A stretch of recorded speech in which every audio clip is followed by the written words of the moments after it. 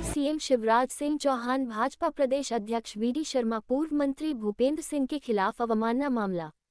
तीनों लोगों के खिलाफ आपराधिक अवमानना याचिका पर हुई सुनवाई। ओबीसी आरक्षण पर रोक को लेकर तीनों ही भाजपा नेताओं पर गलत बयानी के लगे थे आरोप। अवमानना याचिका की सुनवाई में विवेक तन्खा की ओर से हाजिर हुए सुप्रीम कोर्ट के वरिष्ठ अधिवक्ता कपिल सिब्बल, पूर्व मुख्यमंत्री शिवराज सिंह चौहान, प्रदेश भाजपा अध्यक्ष वीडी शर्मा और तत्कालीन कैबिनेट मंत्री भूपेंद्र सिंह ने की थी गलत बयानी। विवेक तन्खा ने ऑर्डिनेंस के खिलाफ पेटिशन फाइल की थी, लेकिन इसे गलत रूप से प्रचारित किया गया। सिब्बल ने प्रोफेशनल की साख पर चोट लगने को समाज के लिए बताया खतरनाक। भाजपा नेताओं द्वारा लगाए गए आरोपों पर विवेक तन्खा द्वारा नोटिस दिए जाने और सार्वजनिक रूप से प्रेस कॉन्फ्रेंस करने के बाद भी नहीं आया कोई जवाब। सुनवाई के बाद विवेक तन्खा का बयान। आज की सुनवाई पर विवेक तन्खा ने जताई संतुष्टि। सुनवाई के दौरान कपिल सिब्बल ने बहुत अच्छे से कानून और मानहानि की व्याख्या की। मैं आज की सुनवाई से पूर्ण तरह संतुष्ट हूं और संतुष्ट इसलिए भी हूं कि सिब्बल साहब ने बहुत अच्छे से कानून की और डेफर्मेशन की व्याख्या की। सिब्बल साहब ने सुप्रीम कोर्ट में मोस्ट ऑफ दीज केसेस के बहस भी वो पहले कर चुके हैं, तो उनको पूरी व्याख्या वैसे भी रटी हुई थी। और सबसे बड़ी बात जो सिब्बल साहब ने आज कही कि ये जो डेफर्मेशन का केस मैंने लगाया है, this is not mister Tankha as a politician, this is as mister Tankha the senior lawyer, a designated senior lawyer, ex advocate general, ex additional solicitor general of India and practising senior lawyer of the supreme court.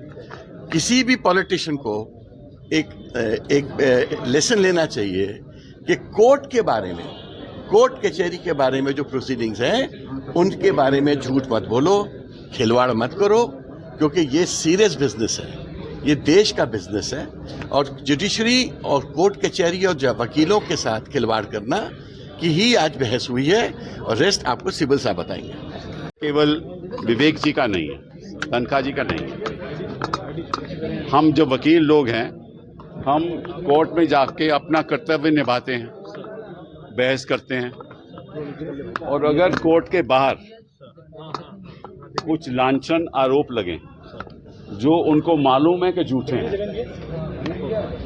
और professional की reputation पे धब्बा आ जाए, को चोट आ जाए, तो मैं समझता हूं कि इस समाज के लिए बहुत एक खतरनाक बात है, क्योंकि प्रोफेशनल तो अपना प्रोफेशनल काम करता है और उस आधार पे न्याय मिलता है कोर्ट से।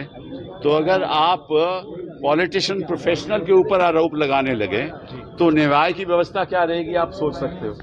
तो ये विवेक जी का एक केस, इसलिए मैं यहाँ आया हूँ और इसलिए मैं आज तोहफा इनको इसके जन्मदिन में दे रहा हूँ कि ये एक बहुत बड़ा मुद्दा आपके द्वारा देश के सामने उभरा है कि किस तरीके से प्रोफेशनल्स के जो कॉन्डक्ट होता है उसके बारे में पॉलिटिशियंस को, खास तौर पे जिस प्रदेश का जो मुख्यमंत्री रह चुके हैं, उनको मालूम है। 19 तारीख को हमने उनको नोटिस दिया कि जो आप कह रहे हैं बिल्कुल गलत है, आपने मानहानि किया है और हमें दोषी ठहराया है, क्योंकि हमने तो ये मुद्दा लेकर ही नहीं गए। ओबीसी का मुद्दा तो हमारे पास था ही नहीं। हम तो एक ऑर्डिनेंस के खिलाफ हम पिटीशन फाइल किए थे कि आपने रोटेशन नहीं की, आपके डिलिमिटेशन नहीं की, उसके बगैर तो चुनाव हो ही नहीं सकते। तो हमने तो कभी ओबीसी की बात ही नहीं की, और ये जो आप आरोप लगा रहे हैं वो गलत है और ये झूठा है। 19 दिसंबर को हमने उनको नोटिस दिया, कोई जवाब नहीं आया।